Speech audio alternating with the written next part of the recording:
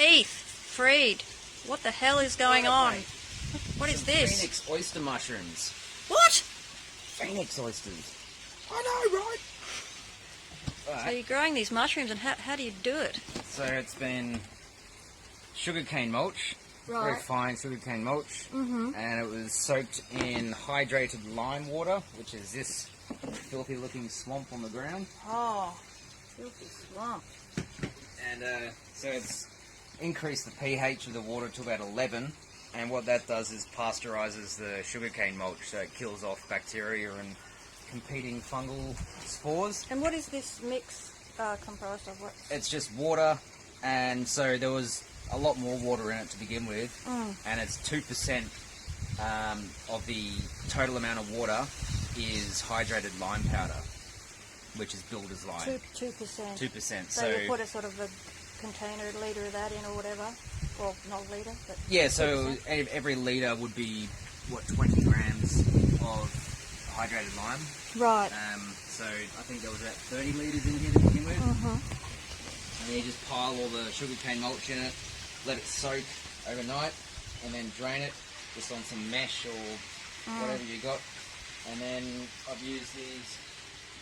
And the purpose of this is to kill any molds and bacterias and any competing fungal spores. So right. So kind of sanitizing it, sort of pasteurises it to a degree. Instead of heat, so you can also like boil it for about 10 minutes to do the same thing. Yep, that's the outcome. Off-grid method. Right. And then I've created custom buckets. These are the buckets from Reverse Garbage. They're like $3.50 each. Put the growing holes on every side, and then I cover the holes with medical tape, like a micropore tape. Right. So it can still create gas exchange, but it stops bugs and stuff getting into it. Right. And you put that in over the outside? Over all the holes, yeah. I actually did two methods with this one. Right. So one method was covering all the holes with tape. The other method was just using another bucket. Right, right. And just doing that. So when it was ready, you pull it out. So you start with your bucket with the holes, and what do? Fill that up with your pasteurised sugarcane mulch? Yep, which is mixed in with grain spawn. So it's like grain spawned bird seed, which has been inoculated with the spores of particular mushrooms. In this case, oyster mushrooms. Okay, so that's the stuff that you've ordered online and you buy it? Yeah. Such that you can propagate these. And then you just stir it all through. Oh, so you put it through the whole mix? Yeah, and then it...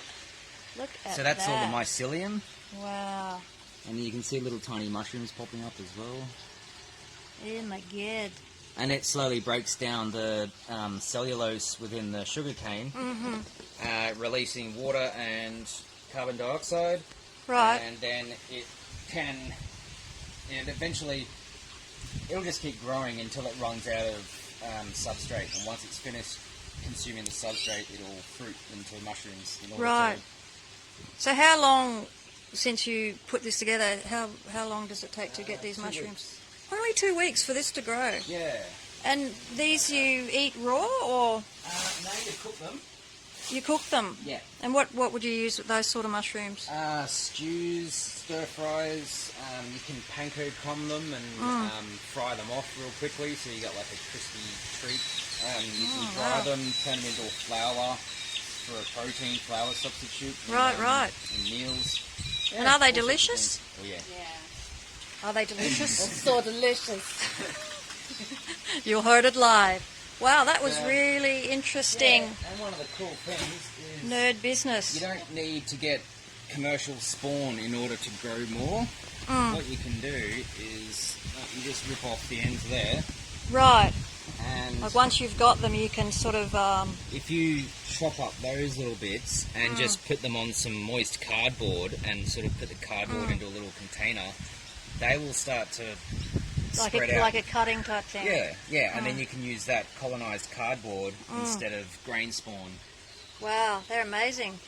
And what were those words you said before? Because I mentioned that my understanding is, knowing very little about producing mushrooms, is that hygiene is a very big issue. Yeah. So you were saying this is a low tech way of doing it?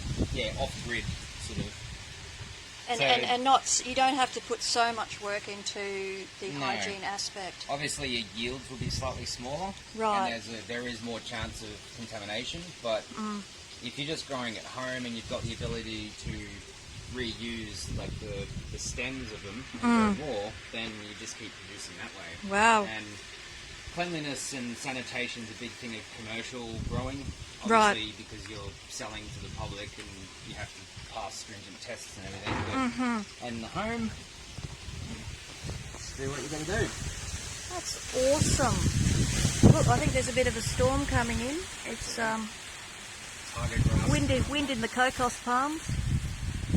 Thanks heaps for that one, Heath. You're welcome. You're a total nerd. Oh, yeah.